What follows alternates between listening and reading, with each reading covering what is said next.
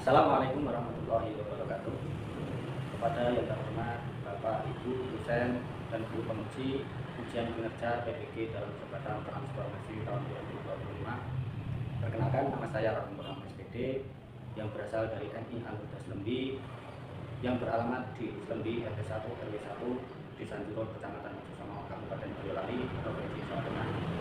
Saat itu saya di sini sebagai mahasiswa PPG dalam jabatan transformasi tahun 2025 di LPTK RTIK UIN Profesor Haji Saifuddin Zuhri, Purwokerto, Jawa Tengah. Pada hari ini, hari Sabtu, tanggal 10 Mei tahun 2025, saya akan melaksanakan ujian kinerja saya secara luring di NI Anggota Slembi, Kecamatan Mojosono, Kabupaten Boyolali, Jawa Tengah. Pada praktek pembelajaran kali ini, saya akan membawakan materi tentang umroh pada kelas 5. Berikut adalah video ujian kinerja saya. Selamat menyaksikan. Wassalamualaikum warahmatullahi wabarakatuh.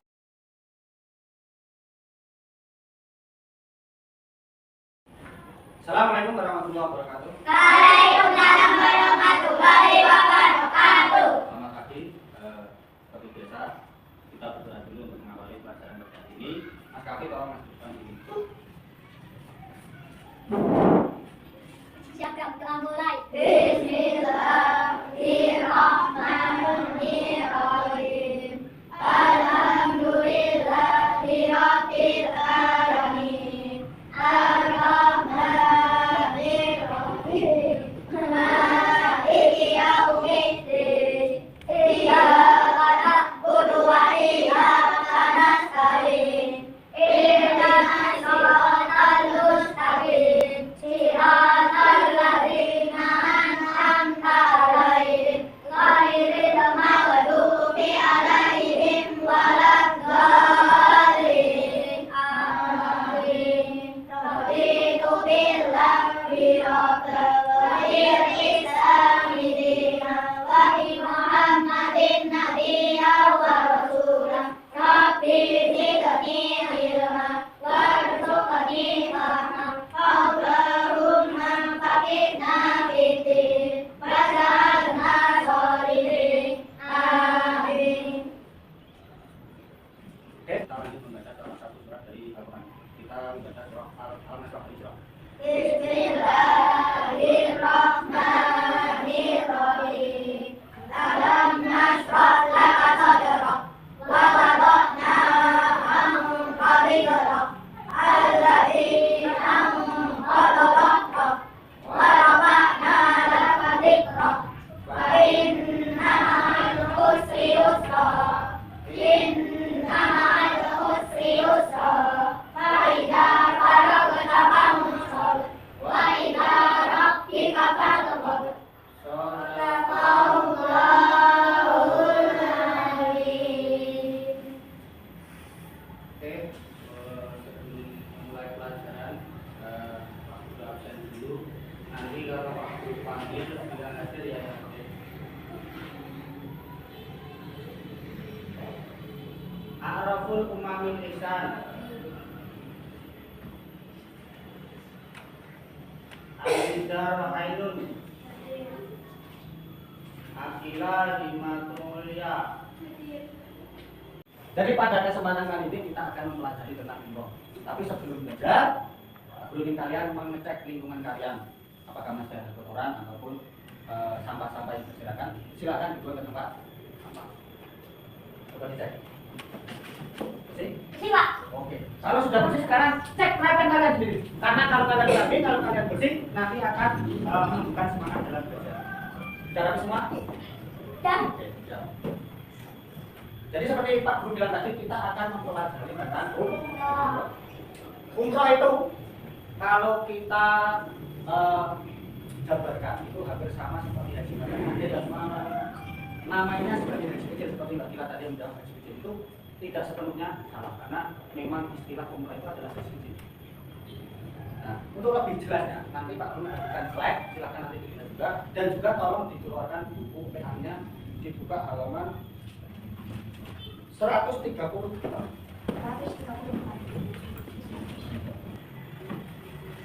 Kenapa kok kita repot-repot untuk mempelajari ibadah umroh? Mungkin di sini ada yang bercita-cita ingin umroh. Oh ya Mas Fian, Mas Kapi, hampir semuanya ingin bercita-cita menaikkan ibadah umroh. Nah, karena kalian punya cita-cita, makanya supaya kalian itu lebih paham umroh, supaya kalian itu lebih paham semuanya, makanya pada kesempatan hari ini kita belajar tentang baik pengertian maupun ketentuan dalam ibadah.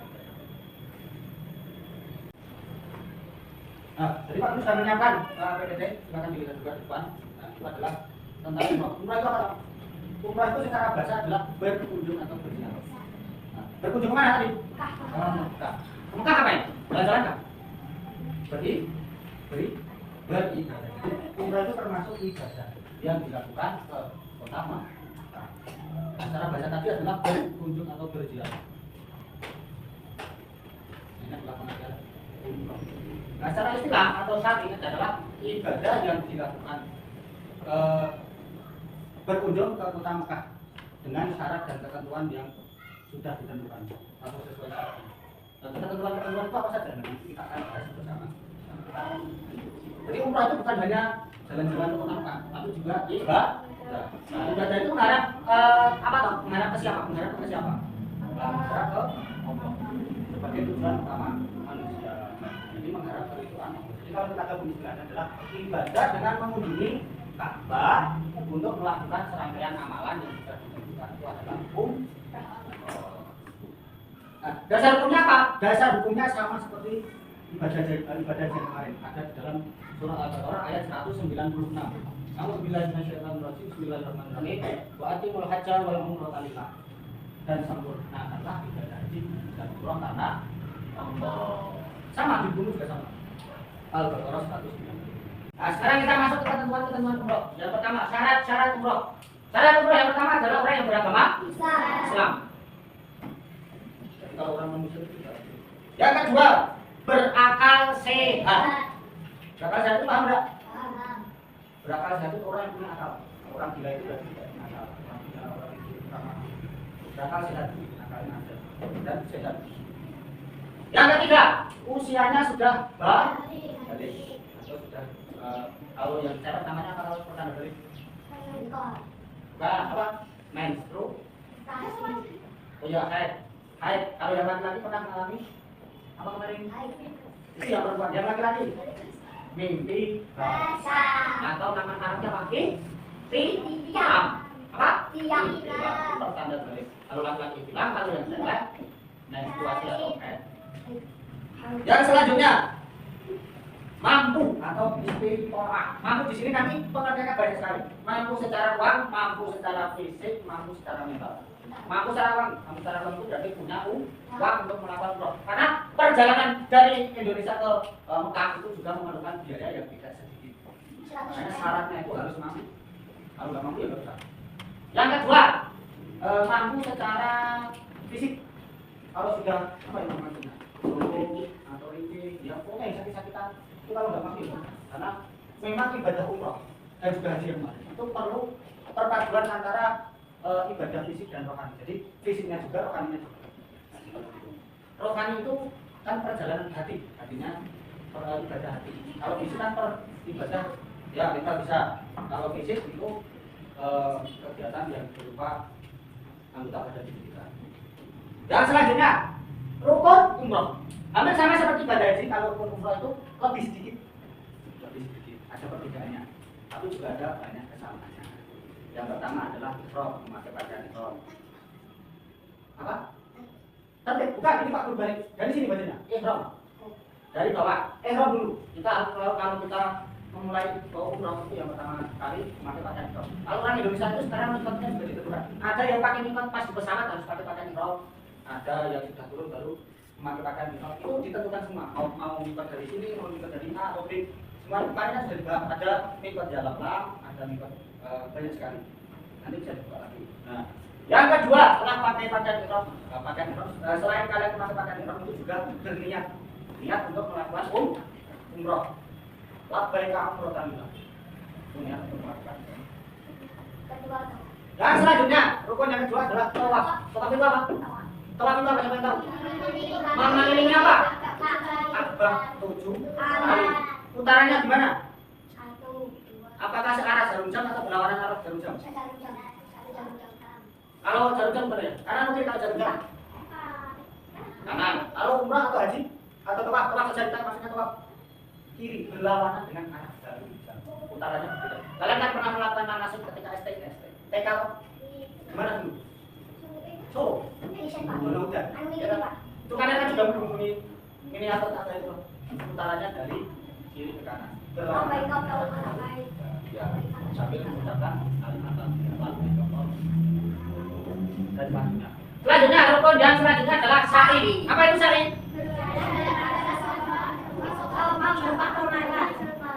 Berjalan dari sofa ke marwah. Kalau laki-laki disunahkan untuk berlari-lari.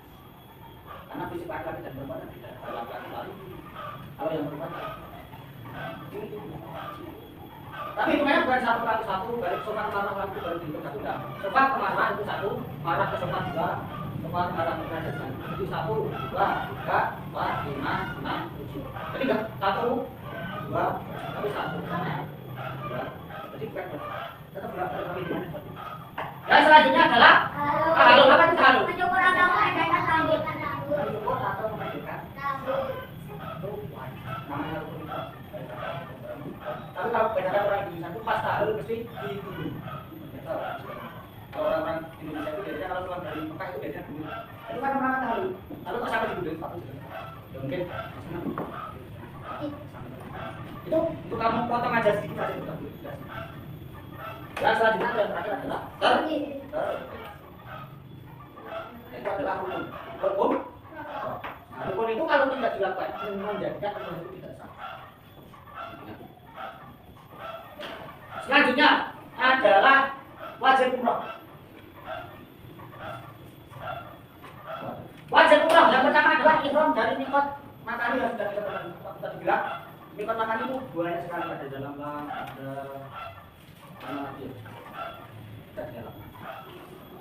terus menghindari larangan ihram. Larangan ihram itu banyak sekali. Tidak boleh memotong kuku. Motong itu tidak boleh. Pas ihram ya. Memakai pakaian berjahit bagi laki-laki. Jadi pakaian orang wong lanang itu cuma selembar kain terus disambal itu. Kalau perempuan gitu. Jadi kalau pakaian orang laki-laki itu cuma tahu mau lah, mau tahu. Kan barangnya dari itu. Betul bisa. Bisa nggak Pak? Ini pasti. Kenapa? Kalau ini sudah ada, tidak melakukan rambut dan kuku itu termasuk larangan ihram. Tidak memakai wangi-wangian, ini juga larangan ihram. Larangan ihram itu banyak sekali. Di pelajaran haji barat sudah kita bahas. Nanti bisa kita lagi. Terus selanjutnya sunnah-sunnah umroh. Nah, yang pertama mandi sebelum memakai pakaian ihram. Memakai pakaian ihram berwarna putih dan suci. Kalau di sana kebanyakan mayoritas pakaian ihram itu pasti putih. Kalau di luar negeri ada pakaian ihram yang berwarna hitam. Jadi makanya di sini sedangkan memakai pakaian yang putih. Karena apa? Karena itu kan bisa digunakan pas maaf kalau kita pas mengalir pakaian ihram itu bisa digunakan sebagai ganti kain. Innal hamdalillah. Maka waktu kanan dari cara membaca doa dan dibaca sholat. Banyak kalau sunnah itu banyak. Aku cuma menyebutkan sedikit. Kalian mau sholat di antara makam persiapan ihram dan umroh. Persiapannya yang pertama adalah persiapan fisik dan mental.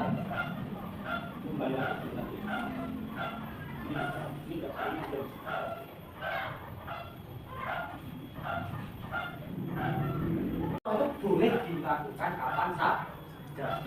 Berbeda dengan haji. Kalau haji itu waktunya ditentukan tanggal 9 sampai tanggal 13.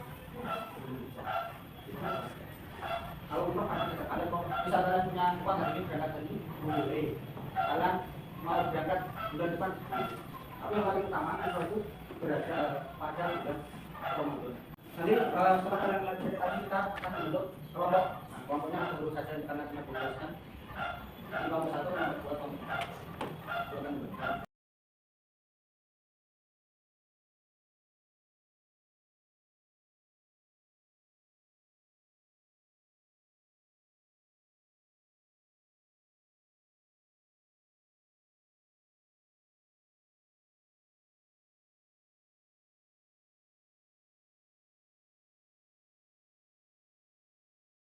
Oke, setelah kalian berdiskusi, waktu ini untuk bahasa langsung. Tolong kelompok 3 maju menyampaikan presentasi.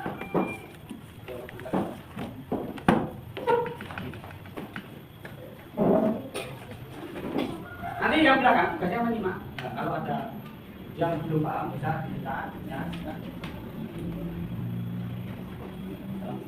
Assalamualaikum warahmatullahi wabarakatuh. Waalaikumsalam warahmatullahi wabarakatuh.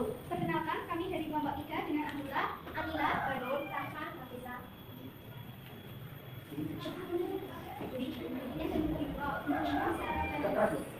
Umroh secara bahasa artinya berkunjung. Secara syar'i berarti mengunjungi untuk melakukan tawaf, sa'i dan tahlul karena Allah. Hukum umroh ada wajib menurut mazhab Syafi'i dan Hanbali sekali seumur hidup bagi yang mampu, dan sunnah menurut mazhab Maliki dan Hanafi. Syarat umroh adalah muslim, balik, berakal, merdeka, mampu, di fisik, finansial, dan keamanan. Rukun yang wajib dilakukan secara berbulan yaitu 1. Ihram dari Mekah, 2. Tawaf, 3. Sa'i, 4. Tahlul, 5. Tertib. Wajib umroh 1. Memulai ihram dari ihram, 2. Menghindari larangan ihram, misal memakai wewangian, potong kuku, atau rambut. Sunnah umroh mandi sebelum ihram, memakai pakaian ihram putih, membaca talbiyah, sholat 2 rakaat setelah tawaf, memperbanyak doa saat tawaf dan sa'i. Wassalamualaikum warahmatullahi wabarakatuh. Kita akan tepuk tangan dulu buat kamu sekarang. Mas Raffi, mau tanya? Tidak. Enggak. Coba itu. Mengapa umroh sering disebut dengan haji kecil? Karena umroh memiliki beberapa kesamaan dengan haji, seperti tawaf dan sa'i. Namun tidak mencakup semua rukun haji dan pelaksanaannya lebih ringan. Apa saja syarat bagi seorang yang ingin melaksanakan umroh? Muslim, balik dan berakal, merdeka, bebas, serta mampu secara fisik, finansial, dan keamanan. Baik. Apa akibat jika seorang meninggalkan salah satu rukun umroh? Bisa jawab? Umroh menjadi tidak sah jika rukun ditinggalkan dan harus diulang. Oke, terima kasih. Kita beri tepuk tangan kepada nomor 3.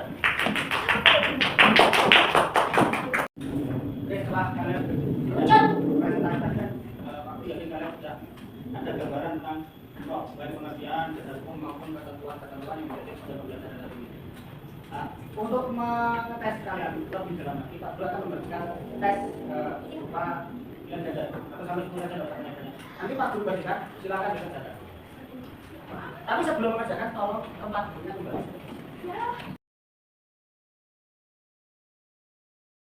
Oke, silakan dikerjakan. Sudah selesai atau semua? Nah, silakan pekerjaannya dimulai.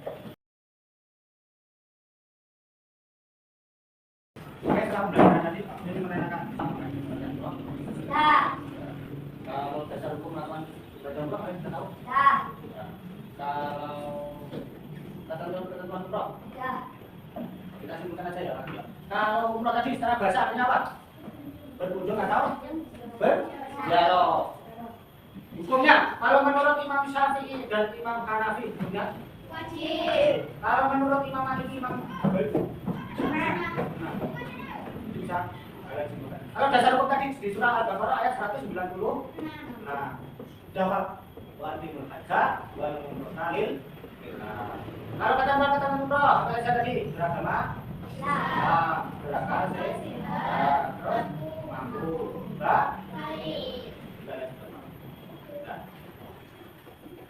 jadi itu saja pembelajaran hari ini. Sebelum aku ingin mengetes semangat kalian. Nanti setelah ini kan ada pelajaran. Tepuk semangat.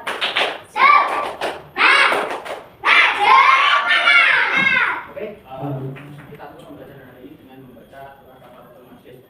Subhanallahumma wa bihamdika asyhadu an la ilaha illa anta astaghfiruka wa atubu ilaik. Dari saya, Assalamualaikum warahmatullahi wabarakatuh.